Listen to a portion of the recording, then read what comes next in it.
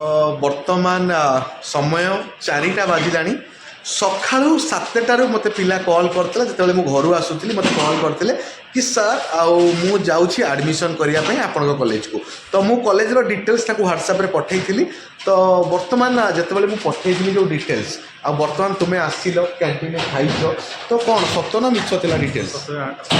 ଖାଇଲି, ଆସିକି ସାର୍ଙ୍କ ସହ ଦେଖା କଲି ଏବଂ କୋର୍ସ ଆଉ ଯେଉଁ ଟ୍ରେଡ୍ ବିଷୟରେ କଥା ହେଇକି ସବୁ ତ ସବୁ ଠିକ୍ଠାକ୍ ନା କିଛି ଭୁଲ ଭାଲ ଥିଲା? ଆମର ସବୁ ଠିକ୍ଠାକ୍। ସାର୍ ଯେଉଁଟା ୟୁଟ୍ୟୁବରେ କହିଛନ୍ତି ଏଠି ସେଇ କଲେଜ ସେମ୍ କଥାବାର୍ତ୍ତା ସେମ୍ ଯେଉଁ ବେସିସ୍ରେ କଥାବାର୍ତ୍ତା କରିଥିଲେ ୟୁଟ୍ୟୁବରେ ସେଇ ବେସିସ୍ରେ ହିଁ କଥାବାର୍ତ୍ତା କରି ଆପଣ ମାନେ ସବୁ ସମାନ ତ?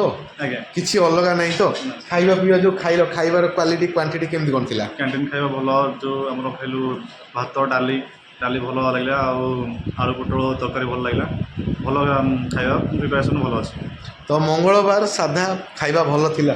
ପିଲାମାନଙ୍କୁ ସବୁ ଦେଖିଲ କଲେଜରେ କେତେ ସାରା ପିଲା ଥିଲେ? ପିଲା ସବୁ ଯେଉଁ ପିଲା ଗାର୍ଲସ ଆଉ ବଏଜ୍ ସବୁ ଡିସିପ୍ଲିନ୍ରେ ରହୁଛନ୍ତି, ଯେମିତି କଲେଜରେ ରହିବା କଥା ସବୁ ଡିସିପ୍ଲିନ୍ରେ ପିଲାମାନେ ରହୁଛନ୍ତି। ତ ଖୁସି ତ? ଆଜ୍ଞା।